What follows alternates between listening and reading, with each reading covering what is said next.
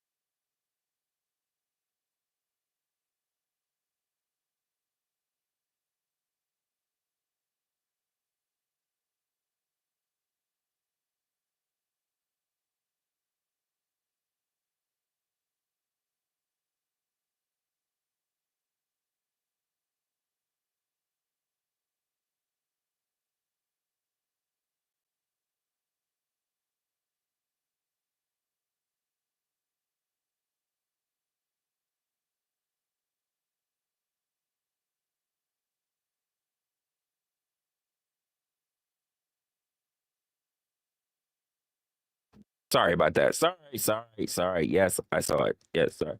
Nam, how long have I been muted? Nah, I gotta wonder because how long have I been muted? I was talking for a moment. I don't know what you mean by. I don't even know what you mean by that. You said like 5 minutes. Haven't been on. I haven't been on for 5 minutes, so I don't know what you mean by that. Thank you.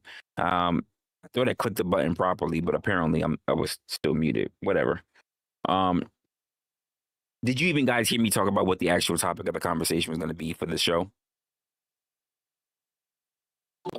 Somebody says 2 minutes. Motherfucker got hyperbolic and said 5 minutes. I haven't been on for 5 minutes. Literally, it's just been my intro. I don't know what you guys are talking about. Some of you guys gotta get a good grip on reality and stop being extra. So it was like 2 minutes. Thank you, mama. Some of y'all just way too extra. You're dramatic. Y'all need to really become adults and simmer the fuck down. Y'all doing too much. It's not that serious. Life, you got so much other things that you need to worry about. Like, stop being that serious. Like, you do too much. Calm the fuck down. Damn. I'll even give you a little bit of grace. Maybe you lasted 5 minutes for your checks instead of fucking 2 minutes. Can we stop being fucking dramatic? Like, just, we all run on the same time. Damn. I don't know why people gotta do it. Yeah, because you're gay. That's why. Because you're gay. That's what you would love that, wouldn't you? Anyway, getting back to the discussion at hand, people pretty much want the idea of perfectionism so that, quite frankly, someone can be out there and save them. And I think when it comes to things that people ask about, right? Perfect systems, perfect government, perfect movement, but that's never going to happen. It is never going to happen. Instead of doing the work, they complain. Instead of instead of doing the work, they complain. Instead of fixing what they see to be broken, they blame it for not being flawless. And this is why I asked the question as to when was the last time you ever saw anything since human history be, quote, perfect? And I think this episode needs to call that out. By the way, I'm a little bit more relaxed. I have a brand new boom arm. So it's totally different from my last boom arm. I just installed it today. We're going to see how we feel about this. I already find myself very relaxed with it. But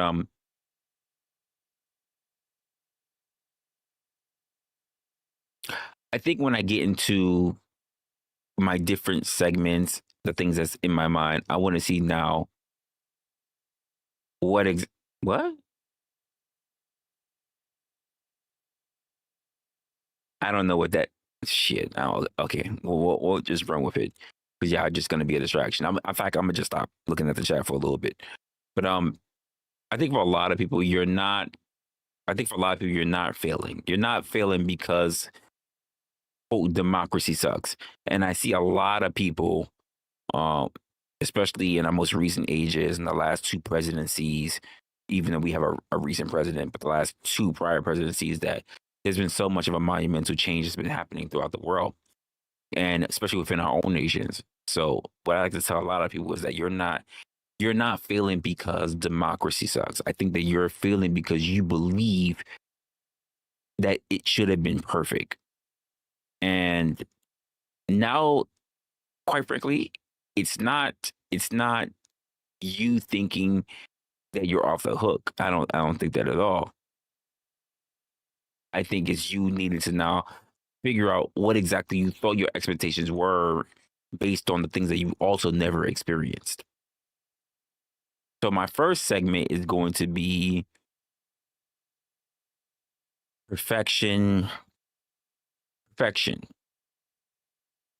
Perfection is the new cowardice. You're soft. And I mean this from if you are a millennial, I'm gonna leave the boomers out of this. But if you're a millennial or even if you're a zennial, I'm not even gonna worry about alpha right now. They don't really have a right to be at the table right now. People use the excuse, it's not perfect, as pretty much it's a way to stay lazy. They don't want to help.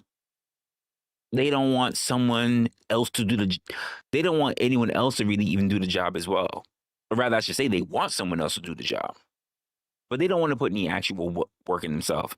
And to me, they'll sit around, they'll tot around, they'll be a part of groups, and they'll turn around and claim it to be bravery.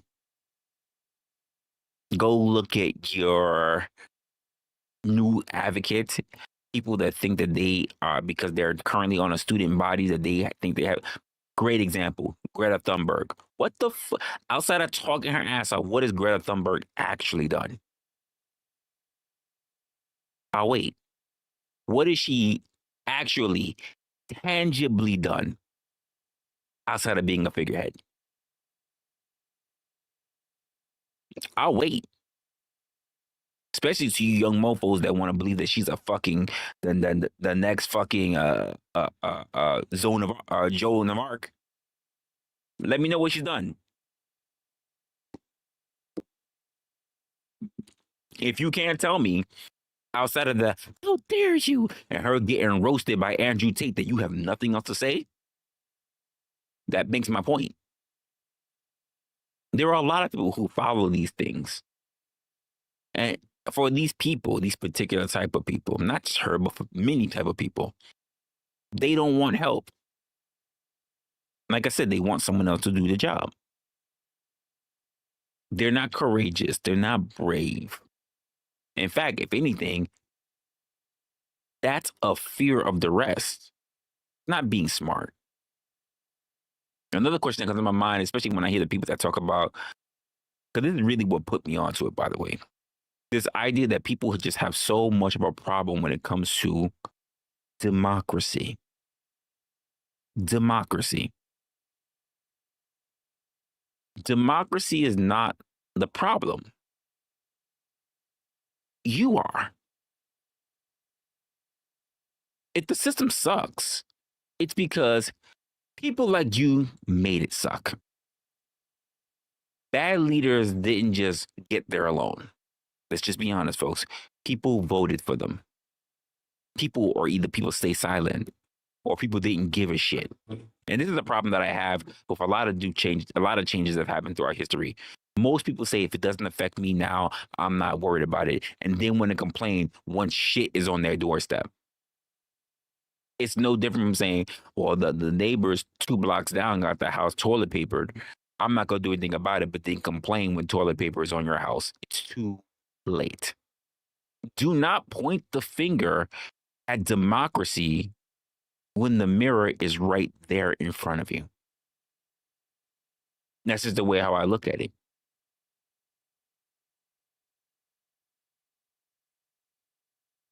I can't stand when people don't listen because, folks, we've had a conversation about this, and apparently Blizzy Blind he's lost already. He's lost already. I've already had a conversation with you guys, and maybe he just missed that episode where I talked about people who just like to talk and do a whole bunch of shit because they just want to show their ass. It's not about what the conversation is or anything. It's just really about them. What does it have to anything to do with what the fuck I said? What about that democracy that we've lost? Who said anything about loss or freedoms, rather? Why are you making up shit that's never said? This is what I'm saying. You're hearing, you're not listening. That's a failure on your part, not mine. The word loss was never weaved. What about democracy that we've lost?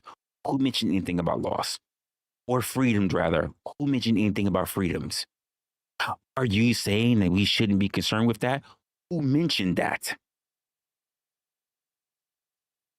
Who mentioned that? Why are you injecting shit into a conversation that was never there? How about you listen? This is why people get lost. Because they want shit to be about what they want to talk about and not what the actual subject's about.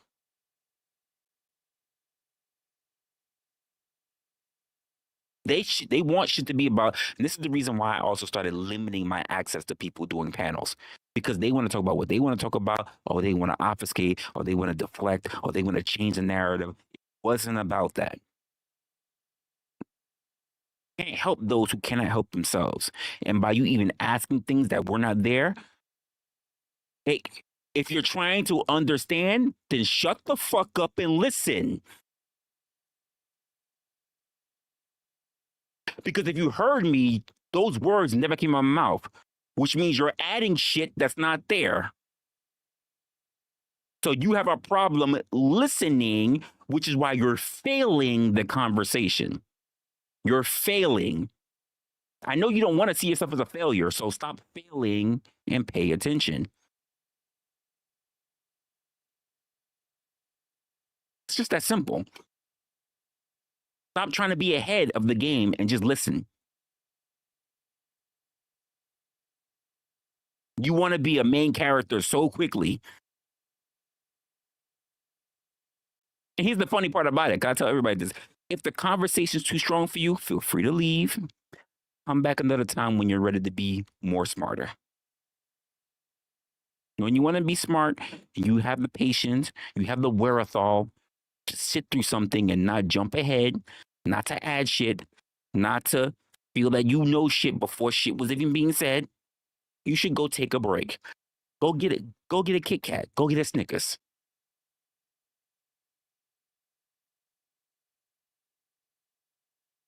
Go get a Snickers. Go get a Kit Kat. Go get a Klondike bar. Apparently, you're not ready.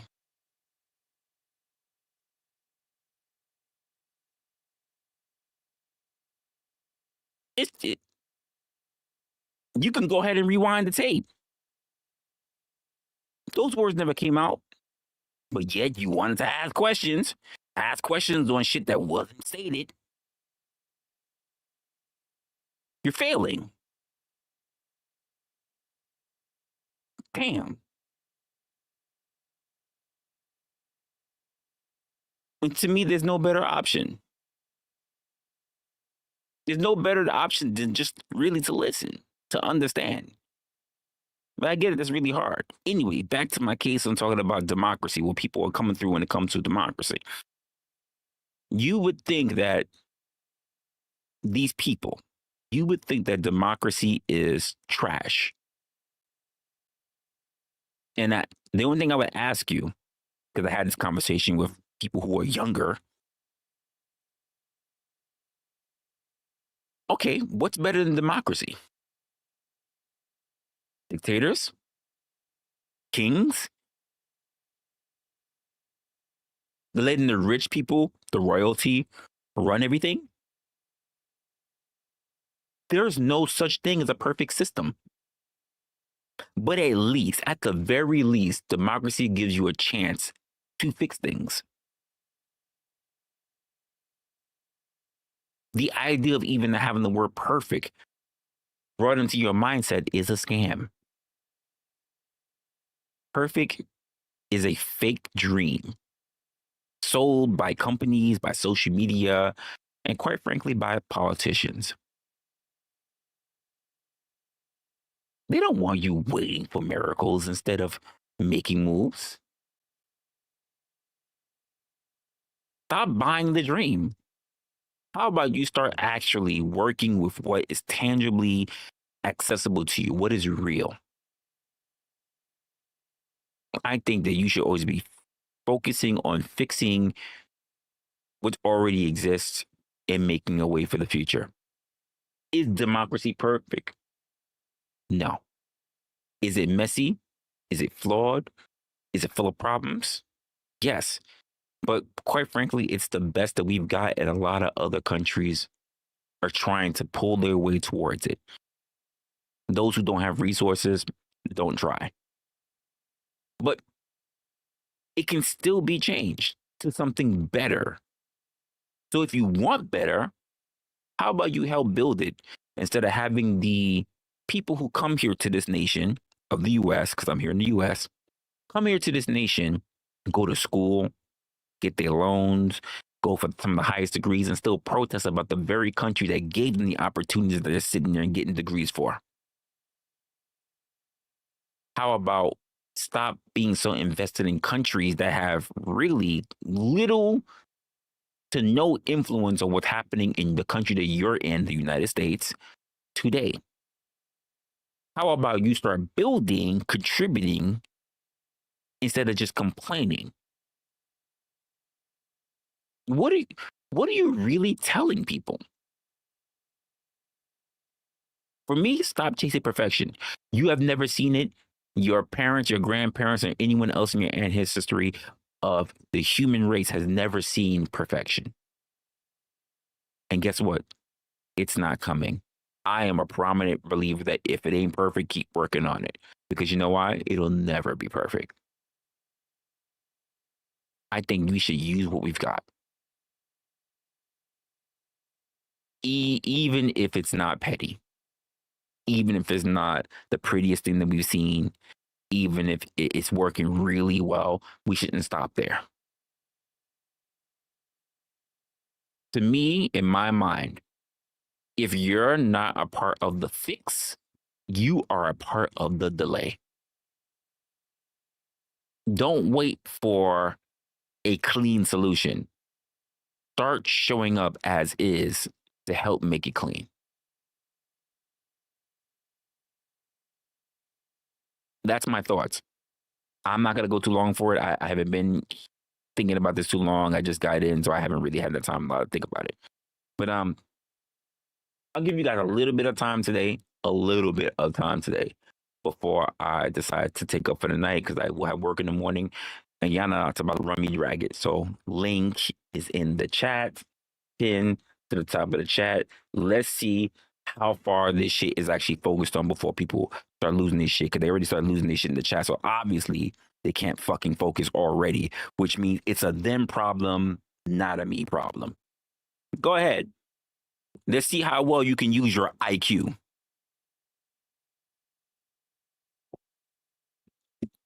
And by the way, if we can't get nobody, all good.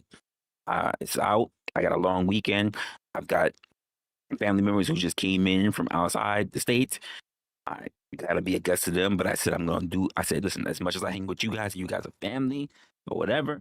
I got work tomorrow. I'm gonna come in and I'm gonna talk to my family online. But if you guys are gonna see, just as good.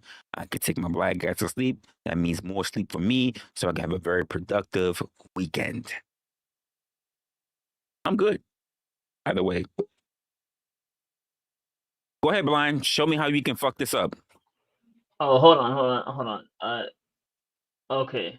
No, that's not what I'm trying to do at all. You can chill. I am You are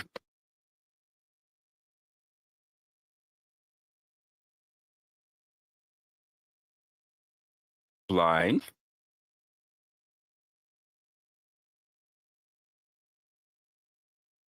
You know you're muted, right?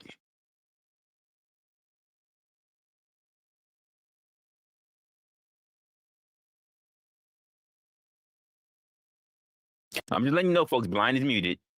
You know you're muted, right? You said 1 sec. Okay. Well, again, the link is still open for anyone else who also wants to participate while Blind gets his mic together. I have been very quick in my monologue. This is probably one of the quickest monologues I ever did. Okay, can you hear me now? I can hear you.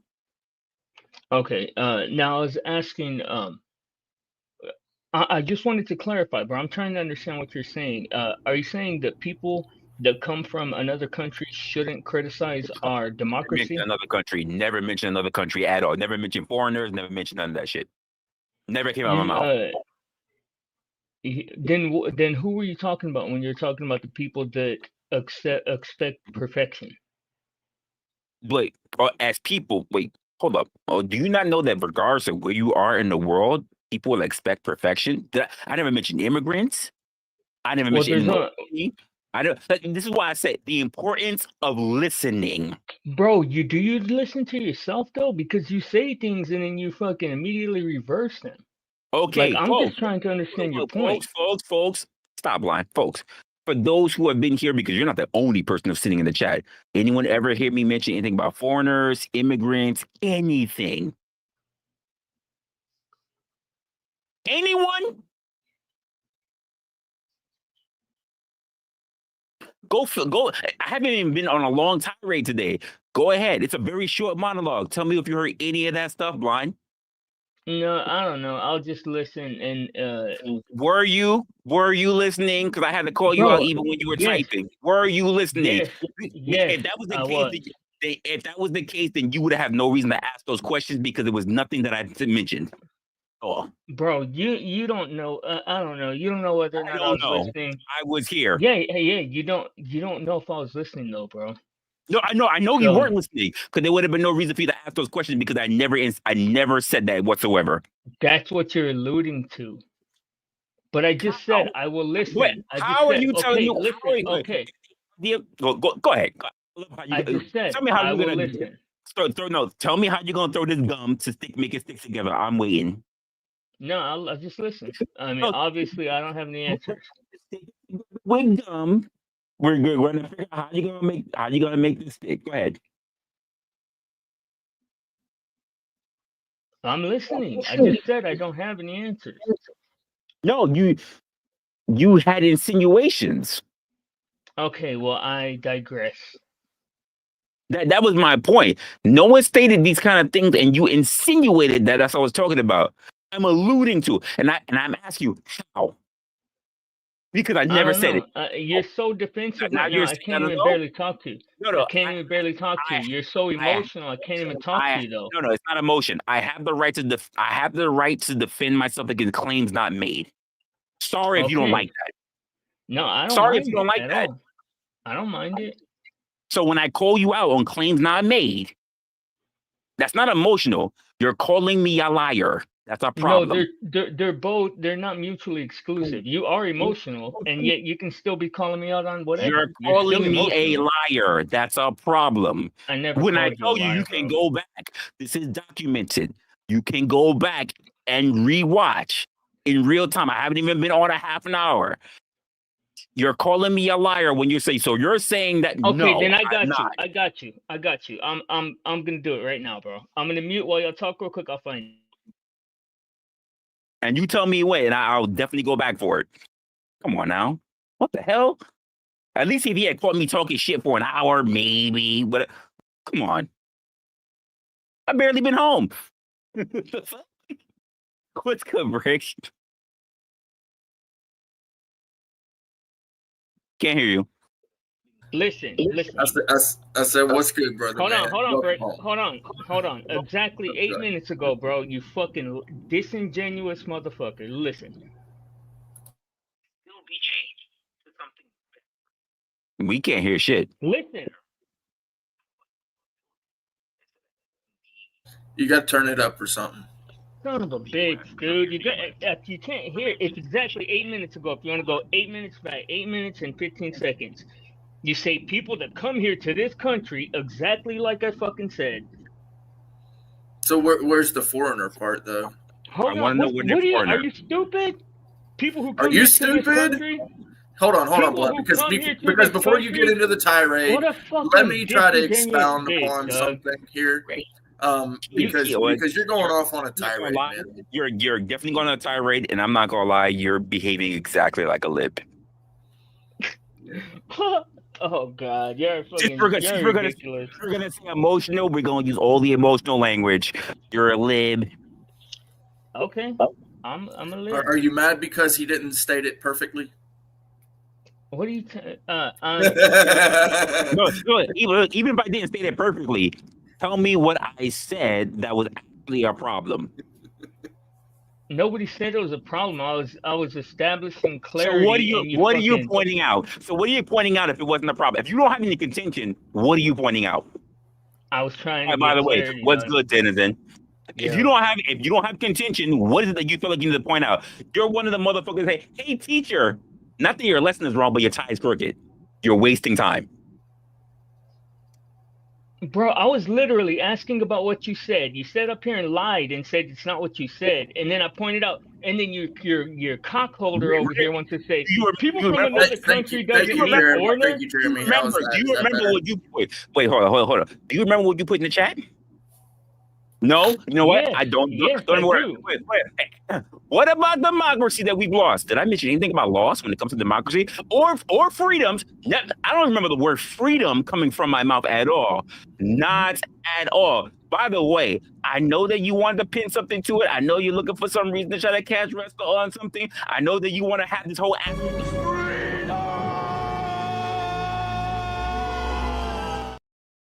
I didn't say any of that shit. Any of it. And you already came in here wrong. Bro, I was responding to what the fuck you were saying, Doug. You were saying about people who criticize democracy. Who's Doug? I didn't say Doug, you dumb fuck. I said Doug. No, I'm just I'm trying to stop you and put a little comedy into the fucking routine as well, because you are way off base anyway. You like Dax? You like Dax? Woof woof Dax. Yeah, so I did like it. I came in late because I always do lately. And I went through it pretty quick. What's up, Snowman? So the part about perfect, right, and how people were really believing that things should be perfect and that sort of thing. Really, the only thing that I have for that, to be quite honest with you, is overturn Terry versus Ohio. Past that, I don't have any issues. I don't care how much money they spend.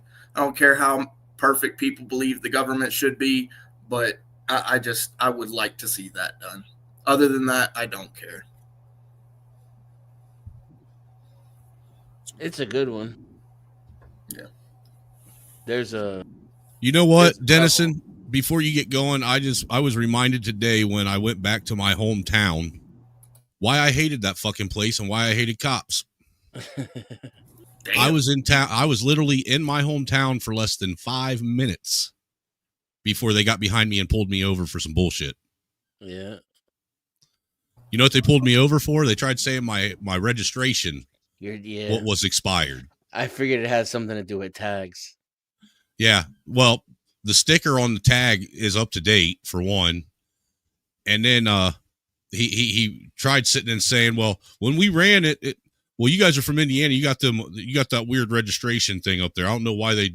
No, it isn't. There's nothing weird about it. You ran the plates. You saw my last name. You wanted to try and harass me and fish for some bullshit. Basically what it was, I think they just wanted to let me know that they knew I was in town. Yeah. That's what it was.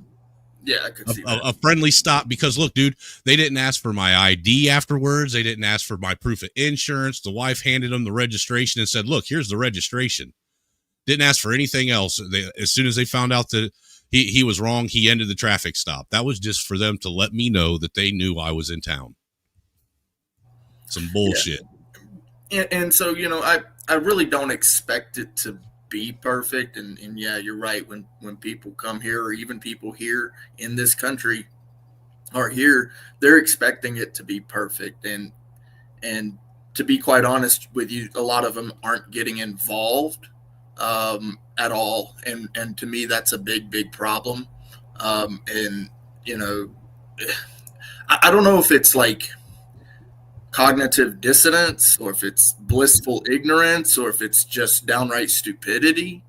But yeah, you're absolutely right that they're expecting something without doing the work. They're expecting this perfection, even to work towards that, you still have to do something, and that is a big problem that people in this country have. So I feel like it's towards the topic. I don't know. You know, I mean, you mentioned that it, like, even in the topic, the title, it says, you know, that it keeps you powerless, right? So if you're expecting that perfection, yeah, you're gonna always be looking for that, and you're never gonna be satisfied at that point. Well, perfection, again, it doesn't have anything to do with really governments or so. But perfection across the board are just having people believe that there's something that's perfect. And then starting with the very first thing, the very place that they're trying to get to, or where they come from, to believe that any system that they have, any family that they have, is perfect, it's automatically a problem. Ain't nothing perfect. You've never seen it. You've never seen it in your life. You've never seen perfection in your life. You've seen great. You've never seen perfection. You may have even, and this is very rare, you may have even seen exceptional. You've never seen perfect. I think about the closest thing to perfection is maybe like a newborn child, innocent, you know, that'd be no, because there's ugly newborns. Absolutely ugly fucking newborns. Ugly faces and heads all that together. shit late. No, Green, there's no. blue, sometimes gray. No, then I guess you're right. There is no such thing as perfection. I mean, nature is perfection, ain't it? You can find perfection in nature. Well, I won't even say it's perfect. I'll just say it's constant. Yeah, I'll give you that, because everything in nature is pretty much, you know, follows a uniform rule. Correct. The gazelle doesn't always get caught. No, sometimes it gets away, even with a broken leg. Yep. And then sometimes they run headfirst right into traffic. That's a fact. And it's also, oh my God.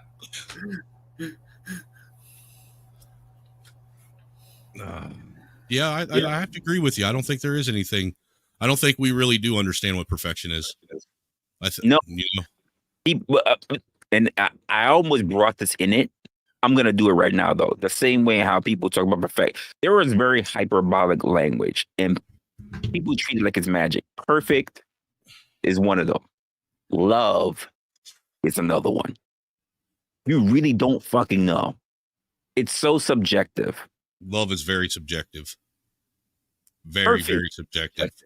But we try to hold these words to qualifications. Objective standards.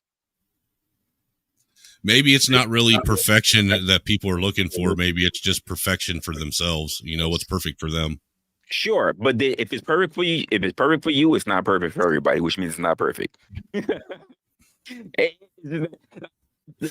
Does it have to be perfect? Well, my question is does it have to be perfect for everybody in order for it to be perfect? Here's the thing. I believe it doesn't have to be perfect for nobody. It just needs to be good. It just needs to be better than what we expected. We call people savants, right? But let's be honest, they got disabilities. Better than expected would be pretty dope. You know, considering they have disabilities, socially awkward, or have some kind of form of autism or whatever, but they're really gifted in one particular thing. But in everything else, they're fucked up. They're savants. I think that's most people, though, whether they're, autistic or not. They're really proficient in like maybe one, possibly two things. You know what I'm saying? And then everything else they kind of yay and nay, because I probably have to do a little bit more digging into it, because savants tend to just really just stick to the things they just found naturally gifted to, and they stuck with it. People know that they're not that great at it, and they keep working at it until they become good at it. That is really what it is. So, for instance, so for instance, Snowman, if I said, if was a savant, right, and I just like whatever mental, the only thing that really excites me is playing the piano. That's all I ever did, from a kid all the way to an adult. I'm just playing the piano. You, as an adult, later say, you know what? I want to play the piano, and you going through the lessons, you going through an instructor or whatever, and there's a difference between my skill and your skill. It's the only thing I see is life. You chose it as a hobby. Right. I get what you're saying. I've been playing guitar since I was like, 15 years old. I'm 45 now. So I understand fully what you're saying. Other people do it as a hobby. That's been my life. Right. At times it might've just been, a pastime hobby, but it's still been something that's been a part of my life most of my life. Right. I can't remember a time of not ever having a guitar in my house. And for some people, why they don't understand it, they don't understand people who are gamers, because they've had it for most of their life, but they're really good at it. And even some of them made a profession out of it. That's the boy, man. He's he likes playing like that Mario Maker shit. He likes making his own video games. Like Mario, and some of them are really good. They're really fucking good. He's built some boards that I can't beat, and he's only 10. Yes, like I didn't think that much of it, but when I look at some of them, I'm like, holy shit. Yeah, and the thing is when you build one of them boards, you got to actually be able to run through it and prove that it's actually passable before they'll allow you to complete it. And I find it amazing. Amazing. Look, dude, some of the ideas that these people come up with when they're making, like I said with that Mario Maker and shit, when they're making games, some of the ideas that they put together, man, that seems simple when you look at it, but just that their mind was working in such a way that they put all these certain little things together to create this course that is seemingly impossible to beat. That's also the beauty of what we have now, like the idea of when we have coding, like open source. The fact that you're able to create things of what's already we're going to give you the basis of what already exists. Have at it. Right. And people have been able to build so many businesses and all kind of concepts strictly off of what is allowed as a basics for everybody. Open source has really been a godsend for intermediate level Absolutely. Coders and shit. Absolutely. It really takes a lot of the work out of it for you when you can just copy and paste and drop and drag. And that's essentially what Mario Maker is. Yeah, it is. That's why he likes that. He also does that Scratch thing, that MIT program that they made for adolescent kids and kids that are in elementary school that are into coding. And they're going to Scratch, and what it is like little bubbles with code in it that they pick, and it tells them what the command is, and that like he's almost built his own game just off of that. A lot of people don't get it. They don't see it. I've seen it. I've been through a couple of those, and I'm like, yo, they make it so easy to learn now. They do. Hell, back when I was in school, dude, we were still using basic programming. Still had to learn fucking Pascal and MS-DOS and shit. And really, if you look at today's coding, all it is MS-DOS. Mm-hmm. It really is. I mean, most people don't even know how to use the command prompt on their computer, and that's all that runs off of is MS-DOS. Because of the new versions of, I want to say ever since, probably not 2000. I'm going to say like probably 2008. They don't even tell you how to pull up the command prompt anymore. No, they don't. Because it's not even sitting. I don't even think it's sitting in your start menu. I'm pretty sure it is in your start menu. I know that. Well, Yeah, let me I can't remember the shortcut for it. I can't remember if it's Win C or Alt C or some shit. Windows R will pull out your command prompt. Is it? Windows Yep, R. you're right. No, Windows R is your run prompt. Oh yeah, you're right. Well, you can pull up the command prompt from Windows R, but yeah, you're right. I'm looking right now. So I'm running Windows 10 on this computer. Yeah, that's what I run too. Can I see command prompt? No, I don't have command prompt. I got a Cortana, Copilot. I got Connect. What's Connect? Hold up. Nope. No. I don't have command prompt. Yeah, I got it. Yeah, I don't have it. I've got clock. I've got Chrome apps. 10 too.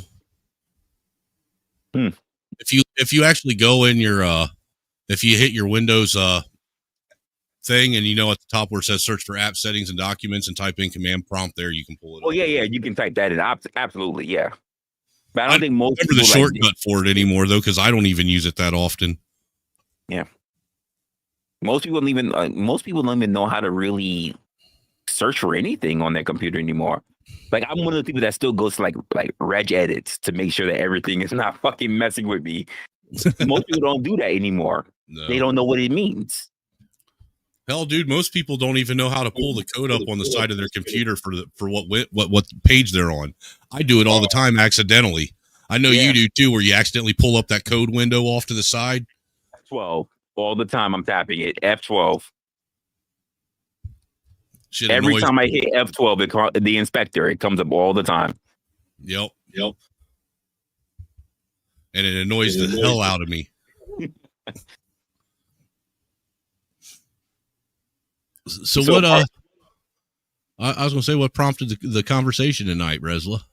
I was off today, but I'm actually not that I'm married, but my unofficial mother-in-law is with us this weekend. She just literally came in, so we walked in the door not too long ago. It's been a day. It's been a day. You gotta love them unexpected mother-in-law visits. Yeah, it's not the ones where they just knock on the door and they got suitcases. No, it's not that. I got warned like 2 days in advance, but I kind of forgot because I was working. So it wasn't enough warning.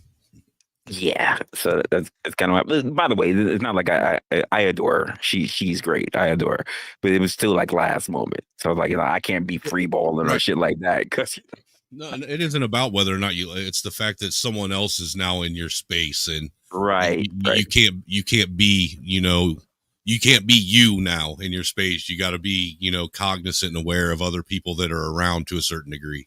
You just can't walk out with your cock flopping out like you normally would. You might offend someone. Yeah, so something around those lines. Yes. So, I get it, dude. Me and the wife, we just had the first fucking one of the first days we've had without kids for probably a year, dude. That must be something weird. Oh man, dude, it was weird and fun at the same time. As soon as the kids were gone, we stripped down naked. For real, right in the middle of the living room. Damn, we ain't done this since we were in our 20s and 30s. So the thing that prompted this conversation is between me being at work yesterday and today being off, but having everything else. The idea that people are like, they have so much complaints about. And I was doing videos. I was actually recording videos, and I realized I was talking about this, but then it came into effect yesterday during work as well. The idea that people are just like they're complaining about how great something not is. I'm like, compared to all the things that you get away with, all the things that you have access to, the fact that you're still complaining that it reminds me of like the hold up. What's good due diligence?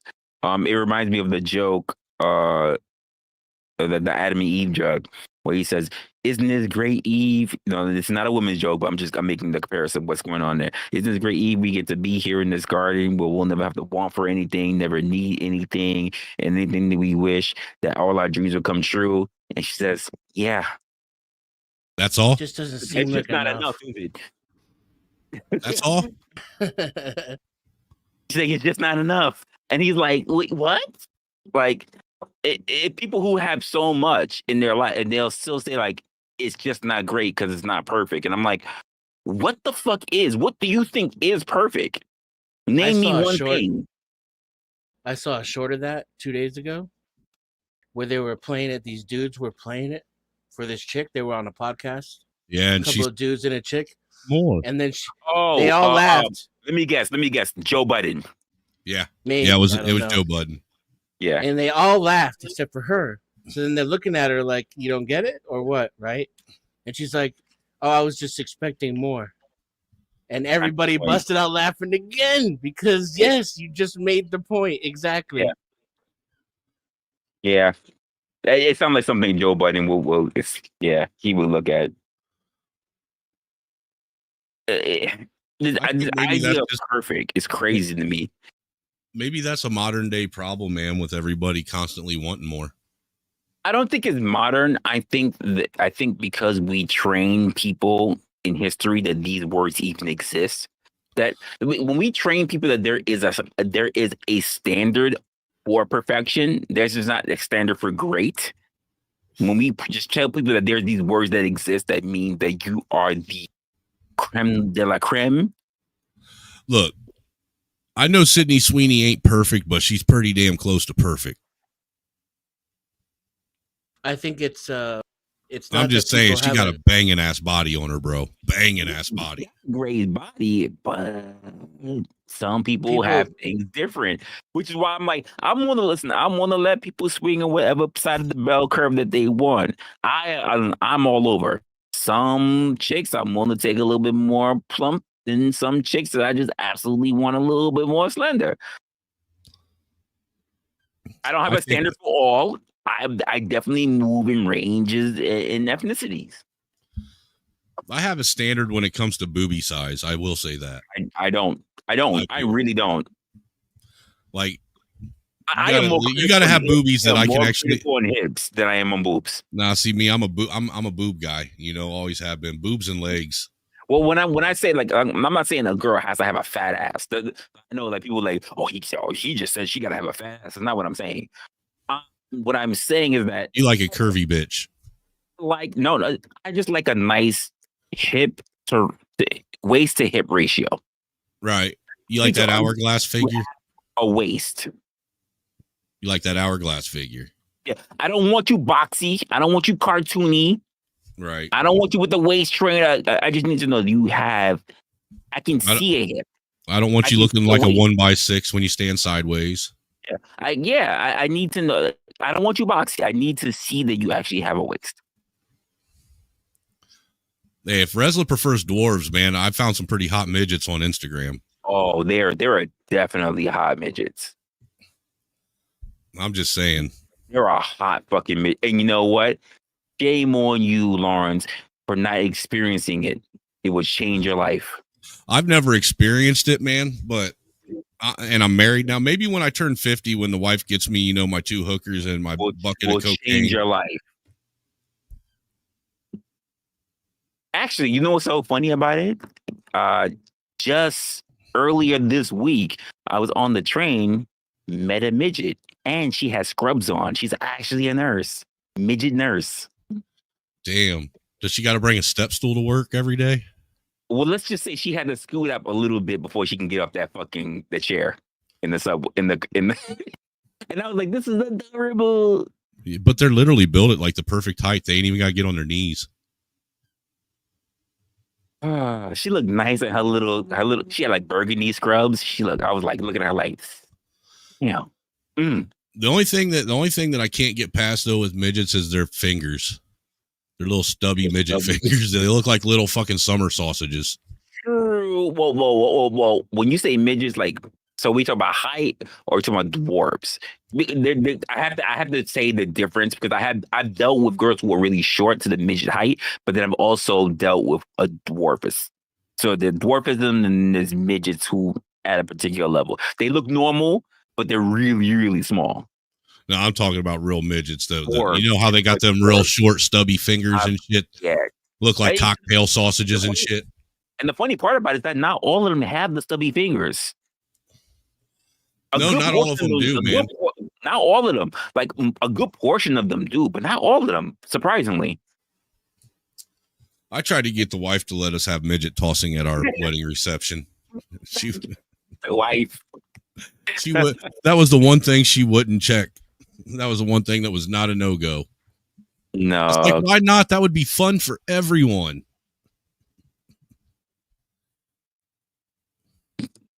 Listen, I was having a talk with him, and she was like, "Yeah, like she has her boyfriend, and her boyfriend is probably taller than I am." And she's like, she loves every bit of it, but she mentioned her brother, who happens to also be a dwarf, according to her. I don't know, I've never seen him. Who says that he's with a nice little Latina, and apparently he's packing. What's your thoughts on the really, really tall girls? I don't have a problem with tall girls. The issue that I run into with tall girls is that they're insecure about having shorter guys. And I'm like, you're already an anomaly. You need to acquiesce. Either that or they're highly violent. Oh, that'll be interesting. A lot of tall girls are really violent, man. So in the neighborhood of the particular location I work at, the neighborhood that I there are a lot of chicks who come in who are like Polish, Russian, Swedish descent. So a lot of them are tall. A lot. If they're not my height, they're absolutely tall. And I never think about it. I've gotten so used to it now. Right. But they'll look at me, and I have to take a step back because I don't want to actually break my neck to look at them. I take a step or two back, and I'm like, yeah, we'll talk. Yeah, arm's length. And I gotta do arm's length this way because if you raise a little bit higher, then measuring for that jab.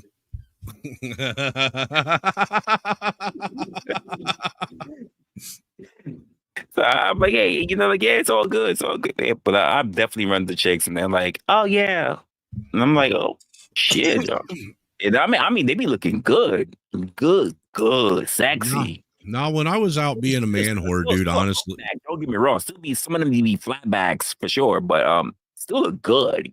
When I was out whoring though, dude, I as long as they had a nice ass and a decent set of tits, I didn't care if they were tall or short, honestly, to be honest with you. I mean, I was a little bit more on, aware of my surroundings if I was with a tall girl, because like I said, tall girls, man, they tend to want to exert force sometimes.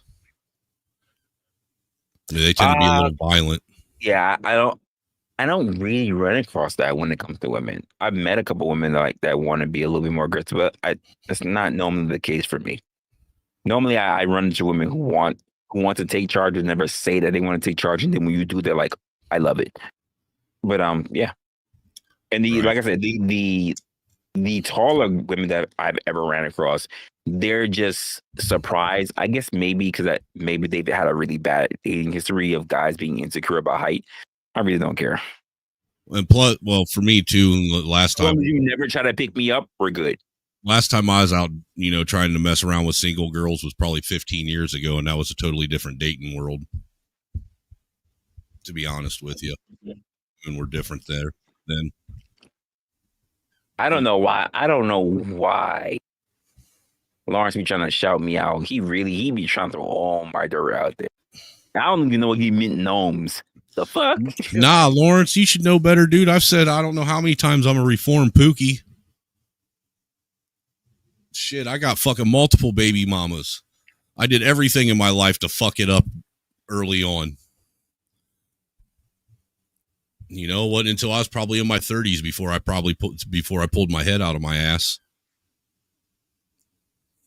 No, I think it was in my 30s when I realized how much time I wasted. Well, that's what I mean by pulling my head out of my ass. At that point, I was like, no, let me whore it up. I was like, I missed out too much. Let me whore it up. Because I was in a long-term relationship before I got split up. Done some shit. Don't get me wrong. It was a very tumultuous relationship. But like when I was actually free, I was like, I'm whoring it up. I'm not gonna chill. I'm gonna whore it up. That's how I was after my second baby mama fucked around on me. I was at that point, I was like, you know what? I'm done with you bitches. I'm just gonna start treating you the same way you treat me. I was 33 free. And women were looking at me like, wait, you got no kids? I said, no kids. They said, you lying. You got no kids? I said, I got no kids. Dude, I was for real. I was that straight pookie that would sit and tell a bitch I got 4 kids Oh yeah, don't get and me still wrong. get her to go home with me. Don't get me wrong. I'd tell her I got 4 kids, had no plans of being serious with her, and all I wanted to do was hit them fucking cheeks, and they didn't give a shit. I think they were surprised at me because I'm black that I didn't have any kids already. And I was just like, and my back of my mind is like, fuck you. But at the same time, I'm like, no, there's enough history out here it's a valid question. It's a valid question. I can't say nothing. Don't you want kids? Yes, I do. You don't have any? No, you never even thought about just that's a little personal, especially because we're trying to get to know each other. Right. Yeah, you can just ask me if I just like literally we're on a date and you're asking me if I'm trying if there was no one in my past prior to you that I'd not try to trap. I'm telling you right now. I'm telling you, I just want to make friends, and you're talking to me about kids. What the fuck? And I'm talking about like date number 1, date number 2. I'm like, yo, what are we doing here? Bro, I had this one chick that I fucking met on a dating app way back in the day, probably about 15 years ago. And I asked her if she wanted to go to like Bob Evans for breakfast, rather than a nighttime date where we'd end up at a bar or something. Like, let's go have breakfast at Bob Evans, or sit down, have some coffee, some breakfast in the morning, talk, chat, shoot shit. This bitch brought her kid with her. Yeah. That was awkward, dude. So she sits down with her kid. She goes to, look over the menu and go to order. And I kind of looked at her. I got to go to the bathroom. And just left. Well, I mean, because what would you do, man? You're trying to talk to a woman and she first off, I said I would buy you breakfast, not your fucking, your child. That's a fact. I understand that kids are. I want this. And she looked like, what do you want? Chicken fingers? Oh, you want chicken fingers? Oh, that. And dude, that's why I believe some of these videos where you see women trying to get men to order the food for pay for food for them to take home to their kids and shit, man. Because if they're willing to bring a kid on a fucking date. I remember when it was at least a little bit more classy than that. And I want to say classy, I'm being facetious, but the idea that, oh, I got a date with this girl and she bring her home girl. Now they just bring their whole kid. And I'm just like, listen, I'm done. And look, the thing is I was very, poignant about the fact that I didn't date women with kids. I wouldn't do it. Even though I had kids, I didn't date women with kids simply because I don't have it in me to have the same kind of compassion and love and shit for someone else's kid that I have for my own. I don't have it in me. And I've tried to. I mean, it isn't like I'm mean to other people's kids, but I just don't have that same connection, that same love, that same adoration for them. You know what I'm saying? So therefore, I don't think it's right. When I was single, I didn't think it was right to date a woman with kids, knowing that I would never be able to connect with her kids. I think it was different for me because I don't have kids. I think it's different for me because I didn't have a problem with kids because I grew up pretty much not having really a lot of kids around me, or rather not having a lot of people my age or whatever. So I grew up pretty much a loner. So that I got along with kids that didn't really have anyone as well. And then they were looking at me like, oh my gosh, he gets along with my kid. I get along with kids. That doesn't mean I want to spend my time with kids. I understand it's a short time, not a long time. But they're like, no, I need to keep them a long time. And I'm just like, no, this is not it. Ruck Avelio. NPC tagged me with that name, so I'm gonna hang with it until I get a better reputation. But I had a quick question, and I'm not trying to challenge anybody. Angry Snowman, you seem like we're probably pretty close age range. I'm 46. Oh, okay. All right. Okay, never mind. I'm a little bit older than that. I had some questions about the whole online dating thing because I thought you were a little bit older, and I like my generation. I wouldn't know how to do that. I come from like if we didn't meet at a bar or we didn't meet in public, dude, or that's we where didn't meet at a dance hall or online dating stuff like that. I'm clueless about this whole online thing. The online So- dating thing was something new when I was in my 30s, honestly. Right. Okay, I'm no right, but different my from angle- my- I Snowman. tried it. My angle is if I'm going to meet a woman or regardless of your sexuality, if you're going to meet somebody somewhere out in public, I'm going to know if they have kids or not before we actually get to that real first date, right? It depends on the kind of woman you're dealing with. It depends on I can tell you about me and so Snowman is only 3 years older than I am. Like women were absolutely hiding there was a chick that I dated, and I had, what was the only reason why I found out she had 2 kids and a baby daddy? Because I had to look her up on a county website. I do my due diligence. Research happens after I've done on a date with them. I do background checks. I found out she was on the Same. county website for shooting her baby daddy, and she has 2 kids. Yeah, that sounds like someone you want to run right into her arms. Head Danger, Will Robinson. Danger. red flags going off everywhere. And she never told me shit about that. And then I was on a date with another woman, and she pulled up to both of us in a Denny's, and I was like, "You need to run now." I said, "What was going on with you and these kids and this other guy?" She's like, "You know what? I got something for you." It was like a Friday movie. I'm about to go to my car. Oh shit! No, we need to go. Shit. We need to go. Time Okay, to no, go. that gets scary. That gets scary. Time See, to go. And look, the main reason why I even started messing around, I think the website I messed around with was that Plenty of Fish. POF was basically like an online hookup site, Plenty of basically. Fish. I had my best golf girls from Plenty of Fish. But the only reason why I haven't messed around with it is, I ended up single in my early 30s, and I go out and try and meet people like I used to at the bar or at the club, and go up and talk to a random bitch, and they started looking at me and saying shit like, "Are we friends on Facebook?" No. Well, then why are you even talking to me? What?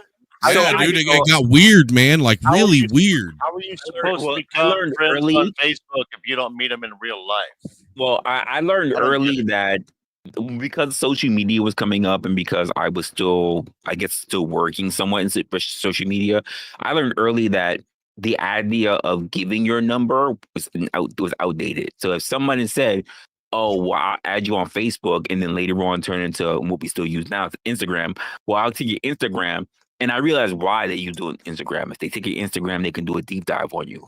They can try to take your pictures. They can try to do a reverse image search. Yeah, good luck doing a deep dive on me just off Instagram. Well, their pictures will do it. They have services that will take your pictures, reverse image, try to get your history. If you've ever been in jail, if you have they'll do it. There's a lot of stuff out there, but I do the same thing. If I give you your Instagram, and here's the funny part about it, the best part about it is that you'll never have my phone number, so I'll never have to worry about you ever calling me. Women use it as a safety precaution, but I use it the same way. I'll never have to worry about you ever having my number, which means you will never be able to GPS locate me. None of that shit. I used to have a dummy Facebook account that I used to give women with a different name. Yep, people used to do that when on the dating scene. Yeah, absolutely. You're not wrong about that at all. They would have a business one and they would have a dummy one. I hear you. Yep, my dummy one, I went by Dave. We never had these Your options best when I was pictures, grade. you at the gym, you taking pictures while you fucking cooking and shit. Like, yeah, I know. Yep. When I was Anything that wasn't connected to my real life. When I was young and playing games like that, we didn't have any of the tools you had now. We didn't even have a cell phone. We had one damn phone and maybe a pager back in the day. No, we had a sir. pager. No, sir. Way too How old are exposed. you? Fucking 60? 63. Yeah, Damn, dude, you're a boomer. Yeah, way too exposed at this point. You can't do it. You a boomer, Ruck. Yeah, I have Yeah, to own it. I'm not even going to try to lie. Yeah, you can't. We way too exposed at this point. You got the moment you meet a new chick, you have to do your research. You have to do it. Dude, that's why I'm glad I'm married, to be honest Yeah, with you. there's no way to hide anymore, is there? No. But it's also like you have to take the good with the bad. When we say because the guys that turn around and say they don't want to know, they're shocked in the future. I need to know early, so I won't even pick you. Dude, when I was fucking around, I just used bitches anyhow, man. That's all they were. Yeah, at the moment, here's the sad part about it. I don't even know what your content is. If I meet a chick and I meet her and I do a deep dive and I see from her Facebook, her Instagram, and the moment I go from Instagram, I can see an OF. The moment I see you having OnlyFans, I don't even question what it is. I just know. Dude, that's like back in the day, man. When we would never date a stripper. You know, strippers are cool to hang out with. You know, they're cool. They're cool to party with and all that shit. But you don't date a stripper, just like you don't date a barmaid. You know, correct. Same concept. You know, so why would you date What an about only? an ex-stripper? Why would you date someone who's willing to give the shit to anybody for? You say an ex stripper? Can you tell me what it's like to deal with an ex hoe?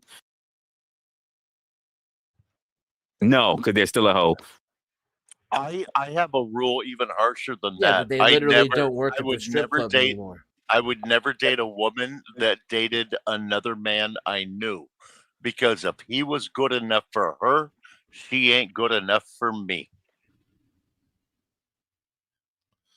I don't know why you gotta talk down on the homies like that. Well, yay and nay. If you get with a listen, we're not gonna all say that we all have the best quality of guys around us.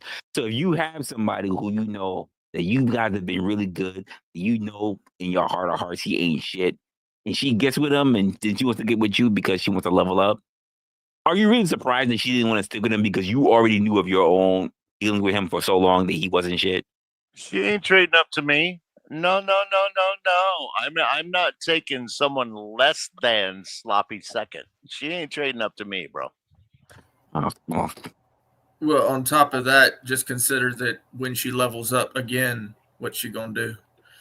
Well, I mean that's not for nothing. I'm just saying that's just the problem with dealing with some particular ladies. They'll always be looking to trade up. I mean, not for nothing. You get all And the way she's to the showing point where herself you- out. Unfortunately, though, in some small towns, you're going to have. right. Bezos women people apparently are still trading up to his friend, his best Well, what friend. I'm saying is a lot of people grow up in small towns, man, and a lot of times in small towns, overlaps are going to happen. Well, he's True. That's true. That's true. Very true. That's true. Not if she's not a hua. Listen, I got a thing. Like if I listen, I Dude, got a thing. I think all women are whores until you de-whore. I got a rule in the policy. There are some people I just don't deal with. If I run into a chick, I'm like, "Where you from?" "Oh, I'm from so and so." "What's how long you been?" "I just been here for a couple of weeks or a month. I just need to get away. Get away, start fresh." I'm thinking you was hoeing in your town, and you're here for a fresh start. Get away, start Or you're fresh here to is a red flag. That's a huge red flag. I am not your fresh start. I am not the next step in your progression, lady. Hey, I used to give people that same con in my 20s.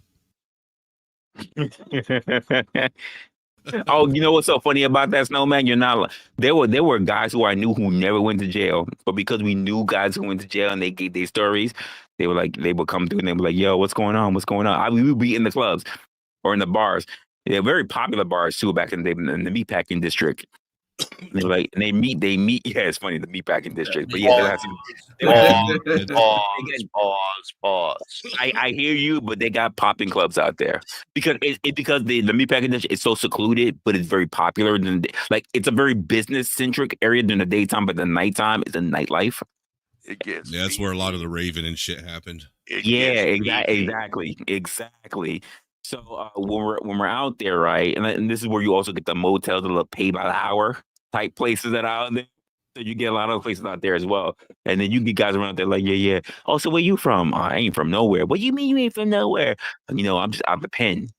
"Oh, so what you doing right now?" "Oh, you know what I'm trying to do." And these girls, they want to give it up once they hear that you got a little bit of time. And they're already fucking half doped up on some X or some shit. Let's not gonna lie. When you've been inside for a minute, you can sense it. You can sense it in a woman when you come back out when you've been inside for a minute.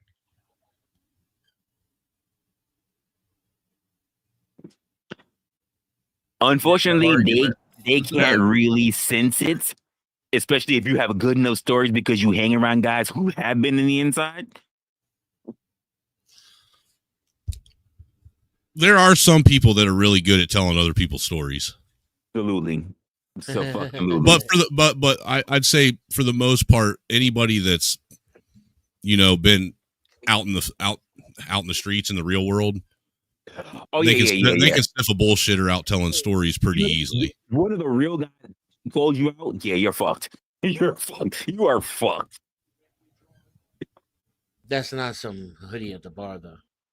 Yeah, you're fucked if they call you out. Like I've been in places where I've actually been in those situations where somebody, I'm like, you gonna run this line again, and she are interested, and someone's like, yeah, what? Who you know? I just got out. Who you know from that? I don't remember seeing you, and I'm looking at him like, where were you at down in O Block? Oh, someone running a bullshit line from the joint. Oh my god, that's crazy. So like I knew a lot of guys who did a lot of time in like some real serious prisons and even in Rikers or whatever. But I think there were guys who I knew as well who would run to, like, let's just say they came out and they would give us their stories and somehow they get in the back end again. These guys who I would know would run their stories like it was their own. And then the guys who freshly got out, who they didn't know, who knew the guys that they knew, who's like, I remember seeing you. And I'm looking at them like, now I gotta somehow get you out of trouble because you was telling stories that wasn't your own. Oh, right. See, yeah, I did a little bitty bit of like jail time, right? Be these guys rolling in trying to act like they were big ass ballers. I see what you're saying. Right on. Yeah. Dude, I did a weekend in county and I slept the whole motherfucking weekend. That's the only way to do it. Well, that's the way to do it if you can. If you're in short enough to do it without bed sores, do it that way. Sleep it off. Now, my brother, he's like Resla was talking about, dude. He did a year in county, and somehow after he got out of county, he did like a 5-piece in fucking prison and shit. Had a fucking prison number and all kinds of shit he made up, dude. It was crazy. Yeah. Crazy, the first week is just sleeping, and by the end of the first month, you're swole. It's like legit. I went in with a guy that had a DUI, and I stepped out with a dude that shanked 3 people. Right? I get it. Listen, like I said, when I was homeless and I was in the shelter, like literally the guy who bunked right next to me, who literally came from Triple Max prison, bro, cool guy, who was in there for a murder. Look, he got released after serving his time, but he was stuck in a fucking homeless shelter for 10 months. But the guy sleeping, like I say, the motherfucker was in it for a murder. I mean, the guy was in his 50s, but the body of a 20-year-old. That nigga was swole the motherfucker. Yeah. He was cool. He's just happy to be off that block. Yeah. Dude, I felt bad, man, because one of my homies that I introduced my brother to when he got out of county, man, my brother started hanging out with him, and that's how they kind of bonded. Was apparently they were sharing prison stories because my homie, he had done like a 10-piece. You know what I'm saying? He went to county for a couple years, and then went from county to fucking prison for like 6 years, and then from prison he went to like this. It's called the Worst Center, which is like a work release program that they put him in. Yeah. He could go work, but he was locked down most of the time that he wasn't working and shit, going through fucking rehab and all that crap. Yeah, they transport. And I felt bad because he's like, yeah, man, me and your brother, we really bonded over him, him and his, I was in prison and he was in prison. I was like, what the fuck are you talking about? Dude, all he's ever done is a year in county. He's like, what? He's never been to the fucking joint? I was like, nah, dude, he did county time, bro. He was a fucking trustee in the county. Not trustee. Oh my God. Trustee, LOL. And look, it made me feel bad because I felt real bad because you could see the hurt. The hurt, dude, in his face. Like you could see all the fucking upbeat energy that he had being sucked right out of him at that moment. Yeah. Like, man, I can't believe this dude's bullshit like that, dude. And I'm like, look, dude, I'm sorry, but the truth is what the truth is, dude. He was in county. Dude, he's making shit up. He's never been to prison. Ever. And he's like, God. Yeah, like I said, some people are real good at fucking telling other people's stories. I'm just wild. a firm. Me personally, my dad was the same way too, dude. Same fucking shit. My brother and my dad are a lot alike, dude. I remember watching my brother when he was in court. Okay, I went to his court hearing for what he got put in county for a year. I watched him have his lawyer stand up and tell the judge that he was a fucking an army vet that saw active combat, that was honorably discharged, and the motherfucker never spent a day in the military. You know how hard, dude, I wanted to stand up in the fucking, out there in the fucking box or where everyone was sitting in the crowd. I wanted to stand up and call his ass out. Like, that's bullshit. I'm his brother. I know damn well he ain't served a day in the fucking army. What are you talking about? Oh, yeah, okay. Is that so? Oh, thank you for your service. This nigga never. Right, dude. And dude. So now we got stolen valor on top of everything else. Right. Fuck me, dude. And look, dude, for me, it's cold. Yeah, I'm not going to say that I've never told a lie. You know what I'm saying? We've all told lies before. We all have, but I don't tell lies about who I am for the most part. You know what I'm saying? And like I said, we've all told lies. I've told bitches, lies about who I am back in the day, but you know what I mean? I don't sit and try and present myself as something I'm not. You know what I mean? For the most part. I don't sit and tell other people's stories. If it's something that I did, it's something I fucking did. You know what I'm saying? Yeah, it's just easier to fucking be honest about shit, man. Why would you want to tell 20 different people 20 different stories and then get all 20 of them together and decide which story you want to fall back on? Neither do I, for the most part. I say I'm 6'2", but I'm really only 6'1 3/4. Dude, I'm only 6 foot if I'm wearing combat boots, and it really depends on what fucking convenience store I'm walking out of and how they got their chart set up. Bro, do you know how often I go to that shit? I am literally, I say this shit all the time. I am 5'11", but because I'm in my sneakers. You're 6 foot. I'm 5'11". You should just say you're 6 foot to make you moist. Wait, to make you moist, I need to say 1 inch more. Yes. Resla, if you were 5'11", that's literally what they want. There's a half inch of shit in your shoes that you don't want your feet to touch. All right, dude, I'm a whole head taller than my wife. That's all that matters to her. I'm the same way with my chick. I tower over my chick. My chick is only 5'2", but I'm like, listen. Like, I'll be talking to shit. I'm like, there are chicks who are my height, if not just above me. And I talk to them, and they're like, if only you were taller. If all I was taller, what? Then I wouldn't feel like. Then she wouldn't feel like wanting to beat your ass. That's what. That would never happen. She would still be screaming. You've seen how short my wife is. That makes me like 6'5" in my mind. That wouldn't happen. She'd be begging for quitting. You've seen my wife, Resla. In my mind, that makes me 6'5" because she's so short. I have this personal thing. This is just me. I have this personal thing. I will not let some flatback outdo me. You better have some pockets. I'm not gonna let no flatback outdo me. It's just not happening. Flatback. I'm not gonna go out quickly through some flatback. It's not happening. Not no flatback. She better have a good curve on her. Uh-oh. My man up in here. Lamar, he got the stack by CEO. Lamar, really? Lamar? You should slap your mom for naming you Lamar. Oh my God. Put a 99 for my standard wrench, not that big one. Oh my gosh. There's no one who has no one has a large wrench. Well, what are we talking about here? That's a lot of power. That is a lot of power. I've only given that power to 2 people on my channel, but I never stream, so it doesn't matter. In fact, I would have to go back to see what that power actually entails. I just know it's a lot of power. Basically, they have the same kind of power you have over your channel. No. Oh, that's the problem. They can manage other mods. Yeah, they can block anybody, basically. They can manage other mods, and they can set the chat type. So, like, subscriber only, moderated. Oh my gosh.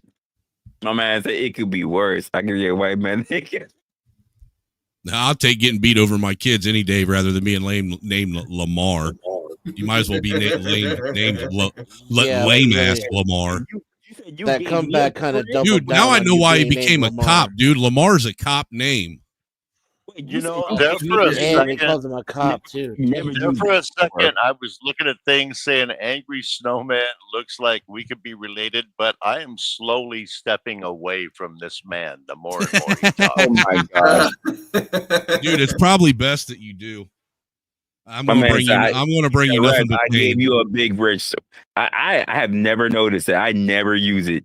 Like that is a lot of He's gonna power. go Gave eat you some the poor big white one, food. The poor white food, that's crazy. Yeah, I feed my kids Kool-Aid sandwiches. What you talking about, Willis? Not Kool-Aid sandwiches, not the sugar bread. That's crazy. Tangy.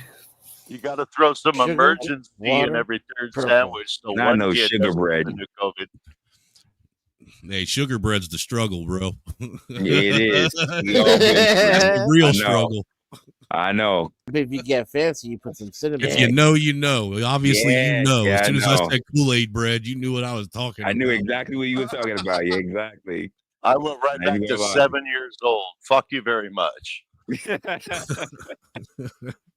I ain't gonna lie. I knew it. The moment you said I got flashbacks, I was like, yeah, I remember. Fucking Kool-Aid sandwiches. God. Yeah. Kool-Aid sandwiches and fucking fried bologna sandwiches was right next door to it. Like, shit. Or sprinkling the Kool-Aid on the peanut butter for the sandwich. You have to hope I to have remember peanut doing butter. that. All right. Well, you know what? When I say when you say peanut butter, which peanut butter you talking about? Dude, the people were stupid in my house. They always dumped the oil out of the peanut butter instead of stirring that shit up like they were supposed to. Oh, that's dumb. You got to stir that shit up, man. Yo, that shit used to drive me nuts. Listen, my grandmother knew to stir that shit in. For some reason, my grandfather pour that shit out, and I'm looking at him like, no. Dude, that shit, dude, it spreads like fucking clay if you throw it out. Right. It's like spreading rocks on bread. It cuts Yo. it up. It's like taking drywall fucking grout or fucking floor grout, man, and trying to spread it on your fucking sandwich. I mean, and you know you wasn't shit. Like, to be able to pour the peanut oil out means that you had some good fucking bread. You know, if you spread that fucking peanut butter, it was gonna tear the bread. You knew that, dude. Dude, that's why I didn't like crunchy peanut butter, man, because that shit always tore bread. Digging craters in the bread. That's why I was like, which one did you get? Did you get Skippy or did you get Jeff? Which one was it? Dude, it was the Black Label government peanut butter. For real, that's what I grew up on. Just man. had a picture of a peanut on the front. Dude, it didn't even have a picture of a peanut on the front, dude. It was just big black letters, dude, that said peanut butter. Butter. On a white label. I remember that. And it's like the government cheese that I got. Government cheese number 5. I'll never forget when I saw beef like that, dude. It was in the can, and it just had a picture of a cow on it. Dude, my Black mom and used white to can. My mom used to get that bagged milk and shit. Yeah. You know what I'm talking about? A bag of milk. The milk my grandmother stopped there. She stopped there. Like we might get the cereal that had no labels at the bottom shelf. You know, the one that the King vitamin shit. The rats that can feed on because it's at the bottom of the fucking shelf. But we didn't take that bag milk. We didn't do that. King vitamin was a shit back in the day, bro. King vitamin was where it was at. Had all the vitamins. I actually convinced myself that I liked the way that shit tasted. Not King in the vegetables. You remember the government cans of vegetables, crazy. dude? Just said peas in black letters or green beans in black letters, and it'd be fucking peas all different sizes, green beans. The green beans would have like whole green beans and French green beans and fucking all mixed up in one can. And the green beans were all exactly cut. This nigga like who owe me $5. $0.75 of an inch. My $5, that nigga. Why are you being a nigga over $5? I got you, man. I do owe him $5. I do. $5. Good Lord. Stop it. Hey, you know what, Venus? What's your Cash App? Uncle Tom 1. You motherfucking Negro. I think I came up here literally for $5. He That's did. the whole motherfucking fact. And I'm eating my beef jerky, nigga. That ain't beef jerky. You can't get beef jerky for $5. Yeah, you can, like a little 2-ounce bag. Fuck out of here. The hell you can. I see no beef jerky that's been sold for $5. 1-ounce It's bag, 10 plus. rather. That's just enough beef jerky to piss me off. I don't need 10 no plus. $1.99 That's correct. bag. I agree. But it's there. What about Slim Jims? Ain't that beef jerky? No. No, I ain't quite the same. I don't know what, I don't know what That shit is. ain't beef Can we anymore. pause with I don't the know Slim what Jim that for a is. minute? You looking for perfection or what? No, I don't know what that is. This fucking I guy. honestly don't know what that is. That is not jerky. I don't know what that shit is. Yeah, that's a That's- false dichotomy, Brick.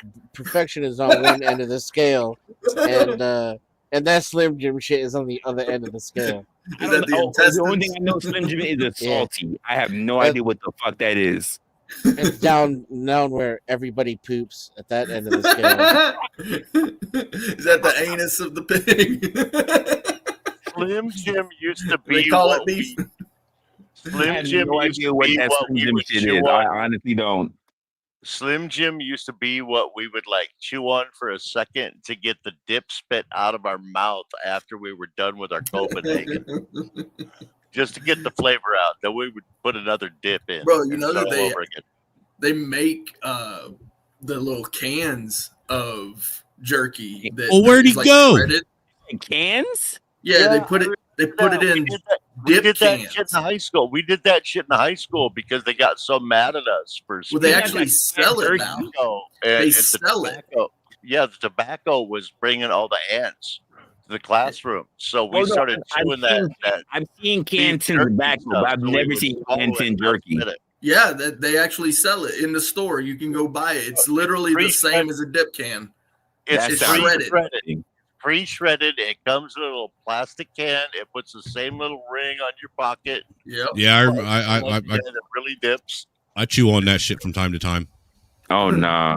No.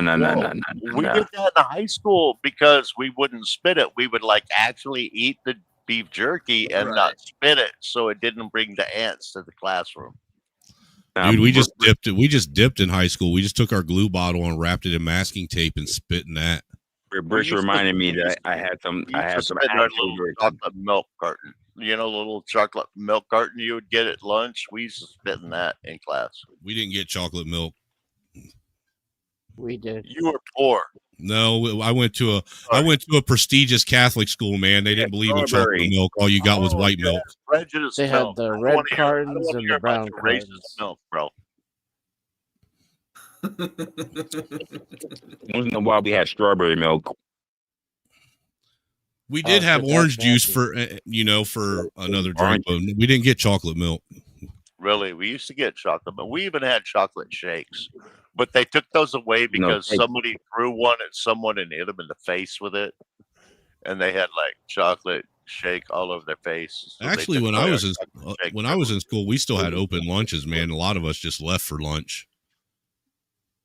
That was me. You got to leave the building. Yep. Right, we Yep. had off campus. We could run across the street to 7-Eleven if we wanted to. Shit, dude, Right. we'd run down to the local pizza Shit. place, and some of us would You order a said pizza. 7-Eleven? I don't think we had 7-Eleven at the time. Bro, they Oh, actually, Or we go across the street to That's McDonald's right. because we had a Oh, McDonald's hell, we across the street had from the school. McDonald's, pizzerias, but No. there was no No. 7-Eleven back in our time. no, they No, they see, brought we were gonna have to crisscross, and like to go get pizza, we were gonna be late getting back. So we would often run across the 7-Eleven and get the Slurpee and all the sugar treats before like in between double day practices for football and shit, or during school lunches. So Yeah. Domino's actually had a deal with our school where they sold, where the pizza, the school would buy the pizza and they would sell the slices for $1.50 a piece. Oh, not an hour. Shit. Nah, we got them fucking them Nasty big ass ass. fucking rectangle things. Yeah. Well, we had the school lunch, right? And so we Nope, had I that wouldn't too. put But it you in. could literally every single day, if you wanted Domino's pizza, you could go buy Domino's pizza. They also had a deal with Taco Bell, and Taco Bell would make the burritos as well, and you could go buy the burritos. I don't know how your school got that budget. Yeah. It was a pretty good school. It was just like a public high school, but it was a good school. Columbia High in Florida. The school my older kids went to, they did the same thing with Pizza Hut there. Yep. It was either Pizza Hut or Domino's. They had their own little fucking stand in there where they sold pizza slices. Yeah. So you guys are younger than me. We didn't have that kind of stuff. Like for us, a good. I didn't have that. I didn't have that shit either, man. I don't know what the fuck they're talking about. On a Good Friday, we would get the gray stuff.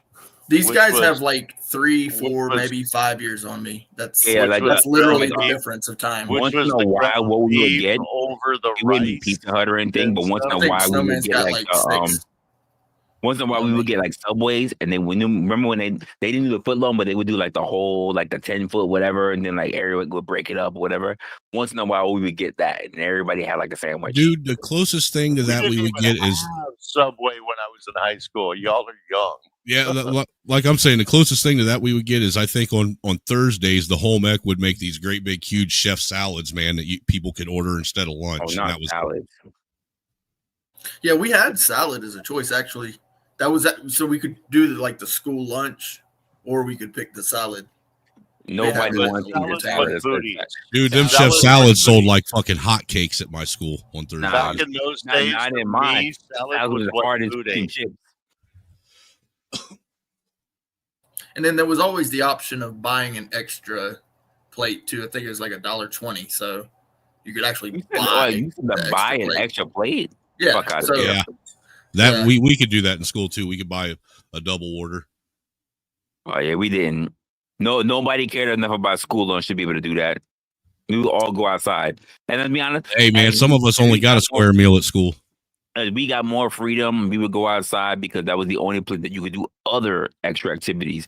So you would be able to go smoke weed. Yeah, that's why we left too. And by the way, or if you were a lame, you would go to one of Resla's penny auctions. I got a story about that, by the way. I got a story. I don't know if I really told you guys. My girl knows, but I got a story about that as well. We do panty auctions. You were auctioning all fucking cheerleaders' panties, weren't you? Oh, it was more than just cheerleaders. Teachers I can't too. believe y'all hooligans were smoking weed in high school. You pieces of Absolutely. shit. Dude, we smoked weed right in the fucking parking lot. Right there. Reza's an entrepreneur. What he would do is he would go in the car and get Rick, you're not even lying. I would go recruiting. No, you go down to the Kmart, go and buy like a 10-pack, and rub that shit on the concrete and the asphalt. I was authentic. I didn't go to first of all, no Kmart. The Kmart was far from me. But I would just go right up to the chick and be like, "Hey, I was wondering, like, hey, do you need some money?" Like, I would feel like I was the infomercial. Do you need money? Are your parents broke? Do you wish you had a little bit more spending power for yourself? If I ran into a chick, like, I would run into girls who had guys who were like outside of high school. So I knew they were getting demolished. And I'm like, do you need money for your birth control? Do you need money for a plan B in case an emergency actually happened? I think I can help you. Like I would encourage him, like, hey, do you think you have enough draws? I'm not talking about like Monday through Sunday. Like, do you have like an extra week's worth of draws? I think you should talk to your parents, get it all laid out for you, and say, maybe you have an extra flow, maybe you're messing some things up. Get yourself some extra weeks worth or whatever for draw. And I would get all night. And then I was like, here's what you would do as well. No one can prove it, but in order to make sure that it seems, it feels, it smells authentic, I need you to at least wear these drawers for 2, make it 3 days straight. And we would auction it off. And then damn. Stop. It gets better. You fucking nasty. You nasty. You a sick motherfucker, Resla. Hey, and I would say, hey, you already know. Selling dirty panties is a big market today, though. Yes. There's a big market for that shit. And I would say, hey, you are in all your classes. Do yourself a favor. talk to your friends, but most of all, talk to the guys. Who is the guy that really likes you the most? And I'll even be very vulgar about it. Who's the guy that while nobody says it, he likes you, he has a crush on you, and he probably jerks off 6 times to you a day, just on thought. Look for the guy who has parents that gives him a credit card, because you was able to pull for cash advance way back then. You were still able to. It used to be way higher cost, by the way. So they were assuming that you have a girlfriend because you're pulling out money, physical cash. I say, who is this guy? Let me know. And I would approach that guy and say, hey, do you know Izzy? Shit, I'm sorry. I put your name out there. This is what we called you. That's your name. I just doxed you. Let's call it a Jody for military's sake, okay? I'm sorry, I just doxed you. Anyway, it's already out there, so I gotta run with it. Hey, Kizzy. Straight pimping, just gotta run into that. Let's call it penetration necessary. Hey, you like Kizzy, right? Like, yeah. What if I told you can get your hands on her drawers? And she says, I'm just feeling his head full of fucking air. Hey, she says the guy that's able to hold on her drawers, if that guy could present her drawers back to her, she might give him a little bit of something extra. And these guys would show up and it'd be like an auction. No lies, no man. It'd be like an auction. So, oh, yeah, we got the girl. And we would have like 2 to 3 girls stand up. Yeah, but stand up in the auction. Like, they would be cute. Because we know what day it was. We always ran it on Thursday, by the way. Thursday, because the track team would be running around the reservoir. And there would be no basketball on the outside. Basketball only be in the inside. So that means they wouldn't be outside in the basketball court on the outside. So that we will hold it on the outside basketball court. And you have the girls, they have their little dresses or whatever. They standing up and they pull the panties off right then and there. So it's fresh off their body. And you have a little motherfucker like me spinning they drawers in the air. So we gonna go for $20. Who's going for 20? Maybe like auction up 20, 30. Oh man. And I would be a little nasty motherfucker. I say they were 20. This motherfucker was turning out hoes in high school. This one is going for really. Remember when I was in college, we could talk girls into doing some crazy ass shit, but he was doing this in high school? Damn. It's worth $30. What? Do you feel like it's worth $30? Huh? And she'd be like, I don't think it's worth $30. Why is it you don't think it's worth $30? She's like, I'm not gonna lie, I was naughty. I was doing a little something extra this morning before I came to school. Oh, they'd be like, 45. $100. Bro, and we would clean up. I'm not gonna lie right now. You got me thinking Ruck's Dirty Undies, #OnlyFans. Oh no. Nobody's buying yours, but I guarantee you there's someone out there that'll buy your wife's period underwear. Ruck's Dirty Undies. Oh, by the way, Mrs. it was only high school. Undies and we sold those too. We sold period underwears. We absolutely did. I know you did. We did. Some of these motherfuckers, the smellier, the better, man. We did. And I'm talking about they be happy. Like we would throw like the bouquet and they would like and then they're wearing it around their neck all day. And they shit. would, absolutely. Ruck's new business model for his OnlyFans is going to be the Viking underwear. They would. You want to know what Cassidy's pussy smells like? So I did that for nearly the entire year, but we got caught on a raid, which was real. So around our neighborhood campus, like we would have like the cops who have bands, so they would look for the people who were out. You know what I'm talking about, Snowman? The people that would be out, but they were really on lunch, but they were outside and they get picked up by the van. Like you know what I'm talking about. So we got the officer that come around and pick people up. Yeah, there you go. And I got picked up, and then people was ratting on me. So like for almost a whole year, I got caught. So like I was like I had to be in detention for like nearly a month, but I had great grades and everything. So they were like, "Really, you?" And I was like, "Yeah, you know." So they held me for I would do detention for like basically a month, and then I had to basically stop. So they will watch me ever since. But I made money. I was on school I mean, probation too. I was the Bernie Madoff in high school of panties. I was just You a troublemaker, guys were dude. all derelicts. You guys I was just a degenerates troublemaker, and man. derelicts. You guys were all problem children. You were Absolutely. a derelict. You were a bad Absolutely. guy. Absolutely. I'm not even gonna lie a little bit about it. I was dude, I such would- a I would- nice I was boy. the Bernie Madoff of panty auctioning. I was a nice boy. But when I went to pick a girl up for a date, their fathers and mothers liked me. Okay? Oh, that happened with me too. No, don't get me wrong. Yeah, once. Don't lie, brotherfucker. Don't lie. No, not once. In fact, they would listen the same way. It's all the way to today, by the way. I would have fathers come to me and say, "It'd be nice if you would take out my daughter." I'm like, "Sir, we're just friends." Never mind that her face gets pushed into the pillow and he doesn't know about that. We're just friends. I got one for you. That I can see the way that she looks at you, though. I went to pick up this one girl for a date, and her father was literally cleaning a 45, 1911 45. You know the model 45 ACP 1911.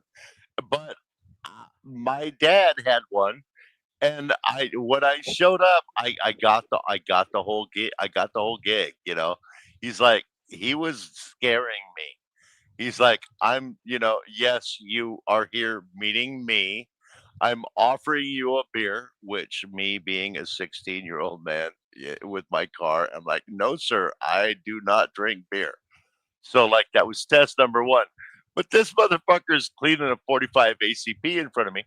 And he says, do you know what this is? And I said, yes, sir, I do. He says, do you know what I'm doing? I said, yes, sir, you're DCOAing this. And he says, oh. And he hands me the piece, and I just continue cleaning for a minute, and then he reaches back, and I hand it back to him, and it was a test. I knew it was a test. Sometimes, they literally put it on the table. This is my daughter. This is my gun. Figure it out, young man, No, I'm worse than that. I was worse than that. My first time real serious one, her father was not very keen on her being with a quote Negro. He's like, his words were, I gotta work with them. Now I gotta come home to them. And she hid it. She hid it for about a good year. Her mom knew, her sister knew, her mom knew. And it was a nasty little event that happened. And at the time, he pulled a whole shotgun on me. Now, thank goodness, I guess for him, not for me. I didn't care at the time. I was very bold. But he had grandchildren that were also there, looking like, and they adored me. They were like, "What's he gonna do? Why is he got the gun pointed?" And I remember he was not happy. And I was like, "If you're gonna do it, turn around and do it. I don't care." So he got mad. He threw the gun on the table, whatever case may be. Thank goodness it didn't go off, by the way. And he walked out. But when I say I got clocked by her brother and I fell back and fell through the glass coffee table, it was bad. It was bad. And he was just like, "You really risked yourself for what?" I was like, "I'm not gonna back away." And they were literally like, "Just walk away. Just say no. Say whatever you got to do to save your own life." And I was like, "I just don't care. Do whatever you got to do." But the only for many years afterwards. The only black girl I ever dated, I didn't have to go through stuff like that. She wasn't black, by the way. No. I'm saying you're a black man. I don't know if you were dating a white girl or a black girl. But, she was Cambodian. Okay. Wow. And he came off at you like that.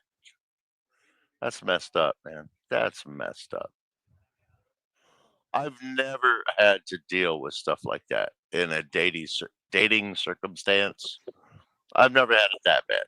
Yeah, I've had the dad with the gun cleaning it, but I already told that story. And it wasn't anywhere near as bad as that. He was not trying to threaten me overtly. It was, him trying to be, subtle in his way, redneck subtle, There was a bit of a community. at that outright place. like that, to deal with stuff outright like that. That's a challenge I've never had to face, sir. Well, like I said, there was a bit of community that they had with each other, but then also it's the fact that there's not the greatest stereotype when it comes to Black people, especially we're talking about the late '90s, close to early 2000s. Actually, we were just talking about the late '90s because it wasn't even 2000s yet. Wasn't the greatest stereotypes when it comes to Black people. And if you're already dealing with racism and a lot of different aspects of Asian cultures, the idea of having your daughter bring home a Black guy is not necessarily something that he wants. It is what it was. And I had to go through hoops and hurdles. By the way, I didn't really have to go through hoops and hurdles. It was things I was going to do anyway. But are you gonna finish high school? I'm like, yeah. Are you gonna go to college? I was like, yeah. Not that they believe me, but as I'm doing these things, they're like, oh, he's not lying. He's not even full of shit. He actually graduated. What's your report card look like? I'm like, you really, like, my parents don't ask for my report card. You want my report card? I'm gonna give them my report card. I got better grades than their daughter. So you had to meet their checklist, right? But I wasn't even trying. I had better grades than their daughter. When I went to college, she went to college. She dropped out. I finished. When we split up, they still wanted to keep in contact with me.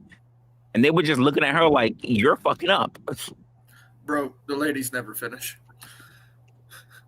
I mean, No, wait a minute. They get their degree in nails salon. They're always moving up. But anyway, I'm gonna head out. Great conversation. Good topic. Catch you on the next one. Catch you in the next one. Yeah, it's something for a lot of people.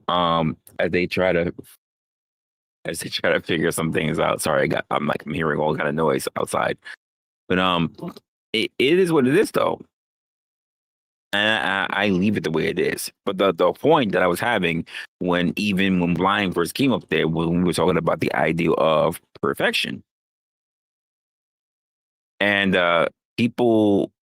This idea of having perfection keeps people powerless. I think you would do a lot more. And this is just me. A lot of people will turn around and say things like to me like, Resla, you're a pessimist. I'm like, no, I'm not. I'm actually not a pessimist. I'm a pragmatist. There's a difference.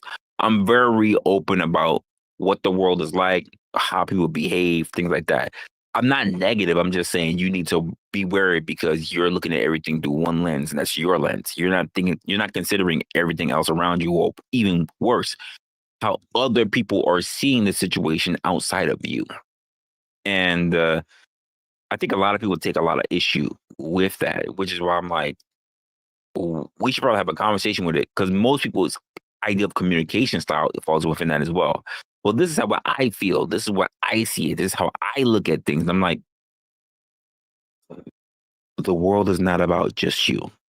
The world is about the three things that I keep saying. I know people don't really pay attention when I say these things, but if you go looking back on all my catalogs, you'll see I'm consistent. Life is about three things: choices, trade-offs, and other people. Not you, other people. And you really need to do your due diligence in making sure that, by the way, shout out to due diligence. I know he came in and then he left, but you need to really have your due diligence. It's about people who are outside of you and what exactly do people want. The most important question that you can ask yourself when observing or dealing with other people is strictly the question of, what do you want? Not you as an individual to yourself. What do I want? Not like that. Look at the person that you're dealing with and just think to yourself, what do they want? And ask them that. Ask them. Most people don't ask them because they're too busy trying to think about what they want themselves. Ask what other people who you are dealing with want so that you can try to meet them or figure out how you wish to put them in position, or if they're even worthy of being positioned for what you want. I don't think a lot of people go that far. That's my personal assessment and opinion on Opinionated. What's your thoughts? Denizen, Ruck? Go ahead, Jensen.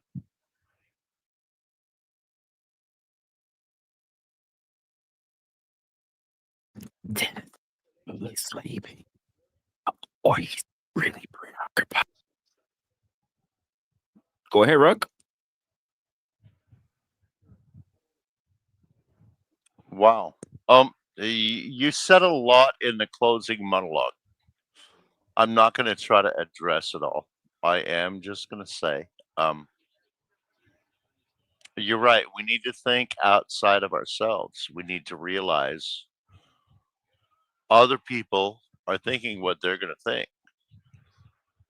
We got to get out of our heads a little bit and open our minds to the possibility of how other people see things and be more aware of that and try to approach our choices with that in mind. That's what I'm getting from your closing monologue. So would you agree or disagree on this much? It is not your job, or it is not your job, but it is not your responsibility to make sure that, how do I want to say this? It is not your job to ensure that people are in a comfortable state when they're around you, because the truth of the matter is that you cannot change their minds. They have to change their own. Oh, now see, I can go half and half with that. When I'm like on the athletic side of my life or the former athletic side of my life, that's one set of rules. But my professional side of my life, if you don't like me, I don't work. Okay? That's it. And that's the truth of it. So I have to adjust myself for my professional world now. Where in the old days I could just be me out there on the rugby pitch and who you got was who you got. But now that I have to make people feel safe, comfortable, want to work with me, happy to work with me, looking forward to working with me, I have to change how I present myself in the professional field. That's the truth. Well, I mean, if you're dealing with people, let's just say that they're not looking forward to working with you, but they have to work with you. But in my mind, the way how I work in a lot of corporate, and then maybe this is the difference between like the physical team dynamics of like rugby versus like how I am being in corporate. In my mind, is like I have a job to do, and I need people to understand that the reason why I'm there is not for them. When I was applying for the job, no one said that you need to, like, if I apply for a job, no one says that, hey, I need to make sure that I need to make sure I let you know that your part of your job is to make sure that Ruck is okay. That wasn't it. It was to make sure that I am the utmost in my responsibilities, that I know what the policies are, that I know what the code of conduct is, to make sure that I am at least very cordial with the people that I'm working with. And I don't think a lot of people look at it that way. They look for the people who relate to them the most, and then decide to pick who they like and who they don't like. And in my mind, whether you like me or not, I have a job to do. And here's the thing about it: if you don't like me, you should at least say something. I'd rather know who my enemies are right or front, because if you choose me as an enemy and I don't even see you as my enemy, it's only gonna fuck you at the end of the day. Because I'm gonna do my job regardless. I mirror people. So if you are very bubbly, I can't be overly bubbly, but I try to meet you at energy. If you are someone who is standoffish and very cold, I isolate myself from you. That's just the way I am. I mirror people. I don't try to force people to be my friend. I think there are people who like really they do that. Like regardless of how you feel and how you are, I'm gonna make you my friend. This ain't Naruto. I ain't one of them. I hear what you're saying, but I'm openly admitting sometimes I have to pussify myself to make people feel safe around me in the work environment. So I hear my you. sense of humor doesn't get to come out. Sometimes I can't even give somebody a hug because that might be inappropriate behavior. and you've met me. You I get know that. I'm all about. You know I'm all about the The laugh hugs, and yeah, the hugs yeah. and shit. You know, but professionally, I cannot bring that man to the workplace. I have to bring the professional that hits my mark, smiles, lets that lady powder my face, step up and, do my shit, and then go sit back down and let somebody else get on with their job. So Fact. I have to kiss ass, and I have to make myself very, very soft for other people in the professional environment. When you and I both know I would much rather hit him in the mouth and get on camera. Let's go. Let's get this shit over with. Well, okay. To be, I'm not saying hit him in the mouth. My thing is that if I am there for a particular No, job, I'm saying, you know me, I would rather hit him in the mouth and right? get on with it. No, I got that. I got that. For me, like, even if I feel like it, like the mindset of me going on, because here's the truth of the matter. No matter, unless you built the business yourself from scratch, the truth of the matter is this. That means you're walking into an industry, an agency, whatever, a team where people are already used to having a culture that's there. Now you have to learn about the culture. And let's be honest, I go through this as someone who has evaluated many companies. That means I come in as the person who's unknown. I come in as a person who has a job to do.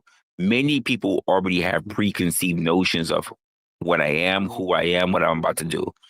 And most of the time, they're actually astonished at who they meet because their ideas that Jesus Christ, what the hell? But that was wild. So the people who come through and they think that this is how this person is. So instead, Ruck, if you come into a new rugby team, instead of just saying he knows rugby, he comes from a team, so he has some experience and blah blah blah. They're like he's replacing someone who already left, and we gonna give him shit because he doesn't know us, so we don't trust him. And to me, that's I'm your the FNG. I'm the fucking new guy, right? I'm right, the right. FNG. In my process, in that point, is like that's not my burden. That's your burden to overcome, not my burden. If I do my job, my skills, my process, how I do things, actually, it's my shirt. It's literally my shirt. Hold up. It's my shirt. Be you, they'll adjust. Not the other way around. It is not your job to adjust to them. They will adjust to you. And so long as you fit within everything you're supposed to do, it is not your job to jump over hoops and hurdles to make them comfortable. They must become comfortable with you. Because if they write a narrative where they already put you as a bad guy, there's nothing you can do about that. They have to rewrite their own narrative based on evidence. Now, I don't want to interrupt you. I want to agree with you, but like with a caveat. When I'm on the football field, when I'm on the rugby pitch, yeah. But when I'm a day player at best, on camera. Yeah, there was a time in the theater world where I could have thrown my weight around if I wanted to, but I'm not that type of guy. But, you know, for me, when I show up, I have to pussify. I have to dial down because if the lead actor or if the second lead actor does not like my energy, I'm gone. I don't How even was get that way? that day's work. How is that your problem? Like, so my thing is that if you have the proper energy, if the lead is fucking up, that's not your problem. It's the lead's problem. If you're doing, and here's the thing, that because here's what also we're talking about. If you have a good director, being as someone who works on production as well, Yeah. When was the last if time? your When was the director last? is kissing ass, like if your director is kissing ass and they can't see that you're talented and that the lead is fucking up, that you're as a director, they should be going to the lead and saying, Ruck is not the one causing this problem. You need to get out your own fucking head and stop worrying about Ruck. Ruck is doing what he's supposed to do. I need you to fucking shaping up. That would be nice if that happened. I mean, it doesn't happen all that often. Usually the lead has more power than I the agree. damn As the director director who should have the most on power, network shit. I agree. As the director who should have the power, they don't do it. And as someone who has been a tech, as someone who has been a stage manager, as someone who's been a lighting designer, I say these things and they don't like it. And I'm like, you're gonna fuck up because you're fucking up the talent. And sometimes, I'm not even gonna lie to you, it's not often, but sometimes I even have to go into the green rooms or into someone's dressing room and have a one-on-one conversation with them and say, you're focused on the wrong shit. Well, good on you. Good on you. I've been on a lot of sets and I've never seen anyone do anything like that. That's really admirable. Anyway, I don't think anybody in your chat really wants to hear this right now. Have we sidetracked them? I'm feeling really bad right now. No, don't feel bad. If anything, I will let you guys go to handle the rest of your night. I got to get ready for work in the morning anyway. Got to make sure that my family is good because I haven't walked out this room in a few hours. So if there's anything you guys want to say before you go, here's your time. I hope I didn't fuck shit up. You know, You did man, not. I really appreciate what you're bringing every day. Appreciate that. Denizen, if you're still with us, anything you got to say?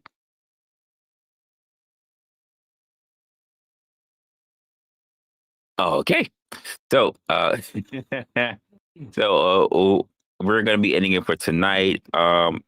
Pretty much the conversation I'm trying to have with everybody today is that this idea of people thinking that everything should be perfect or that perfect. I'll even go back to the title, which says that perfect is the lie that keeps people powerless. I think it does because if things are not perfect, you will keep yourself in captivity of being able to see your utmost, or you will hold yourself back in discontent because you're thinking that you didn't do enough because it was never perfect. Perfect is your personal subjectivity as to what you think the task needs to be done. Nothing is perfect because what you think is great today can rework, can get reorganized, can be updated by people who, quite frankly, are not you. And now you have to acquiesce to that. I think you should be able to bring yourself to a state of mind of saying that I gave my best, and my best goes at least, at the very least, to the bar, if not beyond the bar of what is already expected of the task. There's no such thing as being perfect. You shouldn't beat yourself up for getting the job done, but not getting the job done for somebody else's expectation, especially if there's people who are looking for a particular expectation has never been in your role. I think that is very, very important because I've run across many people in my own life that has turned around and told me, we don't think that he is where we need him to be. And then I've asked this question, have any of you ever served in my role to say where I should be? And you know what they've told me? We don't even know what it is that you really do. If you ever hear things like that, it's time for you to go, which is what I did 3.5 years ago, almost 4 years ago. Perfection is not possible. No one is perfect. Even to you Bible thumpers, when you try to say Jesus, no one is perfect. No one. Sorry if that makes you feel mad. Sorry if you want to say more than whatever. I don't care. No one is perfect. In fact, to be perfect is to have flaws. To be perfect is to understand that you have shit to work on. That's perfection. Not having nothing to work on, not having no problems. It's to always know that you're working on your best that you've done yesterday, and you're going to try to make sure that is best for today and moving forward. It is a continuous process. It is not a one and done. Anyway, that's going to be my time for you guys. I'm going to leave you back to your family, to your friends, and of course, to whatever content it is you want to go to. I'm not even going to redirect. I don't even want to bother looking for anyone. It's what's the going tonight, even though I know it's a Friday night, so there's going to be somebody out there. But I'm going to give you back your time. Take care of yourselves. Take care of your family. Take care of your friends, and take care of yourself.